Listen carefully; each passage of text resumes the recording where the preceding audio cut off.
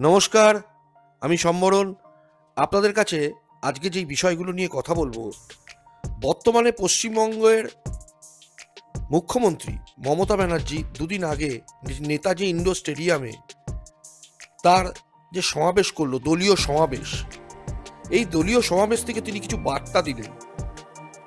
একমাত্র দল তৃণমূল কংগ্রেস যা দলীয় সমাবেশ এবং সরকারি কোনো মিটিং একই রকমভাবে হয়, আর সেখানে তিনি ডিএমকেও যেই পারমিশন দেয়, দলীয় কর্মীদেরও সেরকমভাবেই পারমিশন দেয়।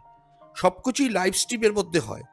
কিন্তু যখন ডাক্তারদের সাথে অভয়া প্রসঙ্গে মিটিংয়ে হবার কথা ছিল, তখন কিন্তু লাইভ স্ট্রিমিং হয় না।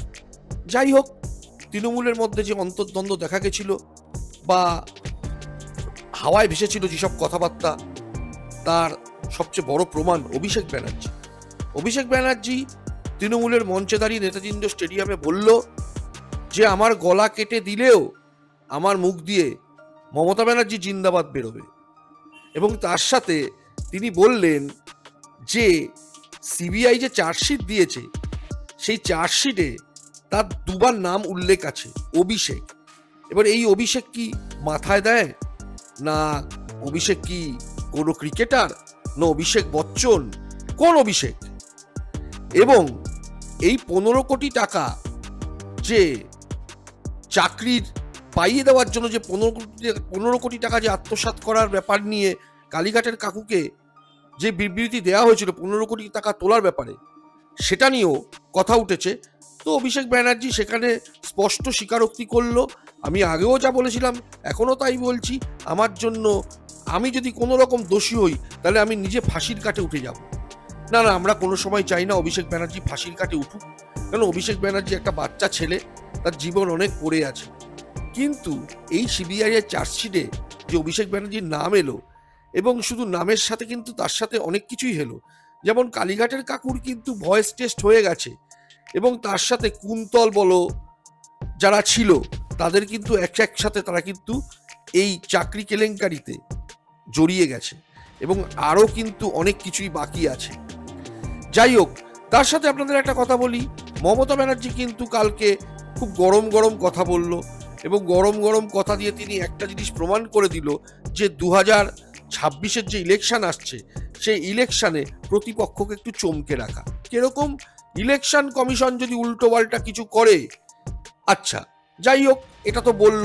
এই কথাটা ইলেকশন কমিশন নামে কিন্তু বলা একটা দণ্ডনীয় অপরাধ, কারণ ভারতবর্ষের ইলেকশন কমিশন কিন্তু একটা স্বশাসিত সংস্থা।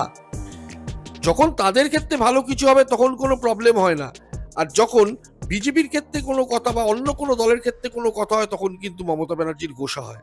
এবং তার সাথে তিনি এই কথাটাও বললেন যে 2026-এ আরও ভালো করে খেলা হবে, এবার জোরদার খেলা হবে এবং বাউন্ডারির পর বাউন্ডারি হবে। যাই হোক, উনি কি বলতে চাইলেন সেটা তো জানি না।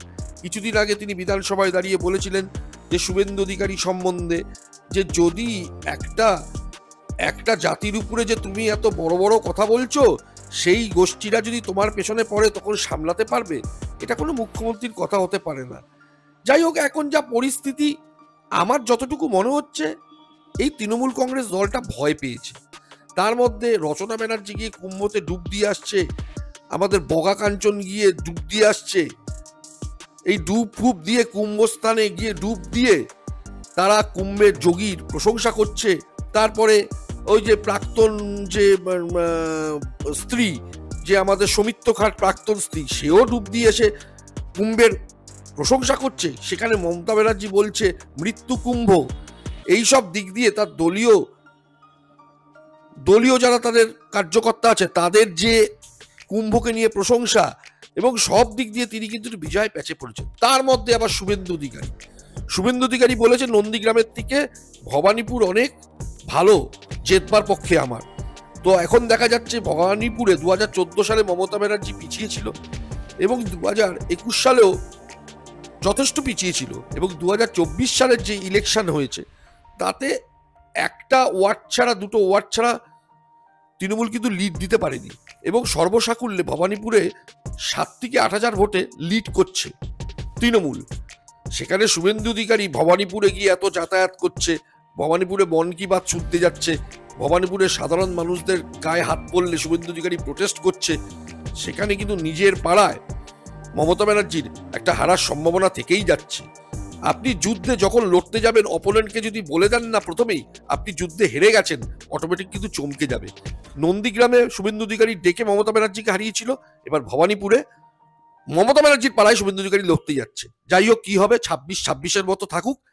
আপনাদেরকে সকলকে অভিনন্দন। আজকে আমার প্রতিবেদন এইটুকুই বললাম। নমস্কার, সবাই ভালো থাকবেন।